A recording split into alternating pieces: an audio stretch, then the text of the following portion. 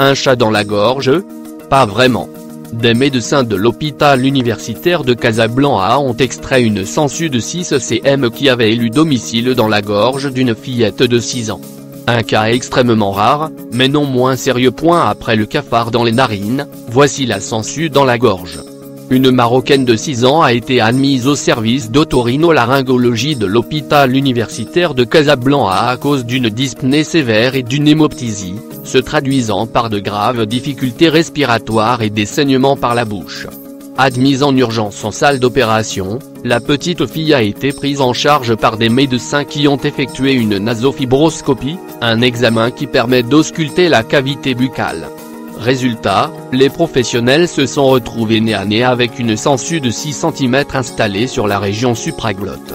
La tête plantée juste en dessous des cordes vocales. L'insolite bestiole a été extraite à l'aide d'une pince. Tous les symptômes ont disparu suite à l'intervention et la jeune patiente a pu retourner chez elle en bonne santé un jour plus tard. Insolite mais sérieux. Le médecin rappelle dans leur étude de cas que les corps étrangers dans les voies respiratoires supérieures sont l'une des urgences otolaryngologiques des plus difficiles. Même si la découverte d'une sangsue s'avère extrêmement rare. Les médecins rappellent les propriétés des sangsues, ces parasites qui vivent de la succion occasionnelle du sang en se rattachant aux poissons, aux amphibiens et aux mammifères. Ils utilisent des ventouses antérieures consistant en une mâchoire et des attaches qui s'agrippent à leur hôte pour se nourrir. Mais surtout, les sangsues sécrètent une enzyme anticoagulante appelée iridine qui inhibe la coagulation du sang, insiste-t-il. Ce qui peut entraîner des saignements du type de l'hémoptysie observée chez la patiente. De plus, ces charmantes créatures peuvent ingérer jusqu'à 9 fois leur poids en sang et les symptômes progressent à mesure que l'hôte se nourrit. Accentuer la prévention. Malgré la rareté de ce type de cas, les scientifiques reviennent sur l'importance de considérer les sangsues comme un potentiel corps étranger obstruant les voies respiratoires. Un diagnostic rendu difficile par d'éventuelles confusions. En effet, les symptômes observés peuvent être associés à ceux de la tuberculose ou encore à celle de tumeurs malignes.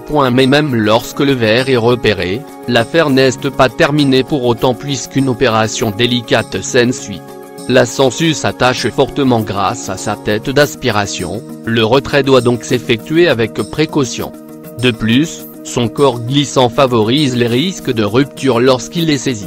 Donc mieux vaut utiliser une pince avec des mâchoires émoussées, expliquent les chercheurs. Un grand soin doit également être apporté au retrait de toutes les parties du corps. En effet, la tête peut rester accrochée et entraîner un saignement continu à cause des ventouses qui contiennent l'enzyme anticoagulante. Cette étude sert également d'outil de prévention.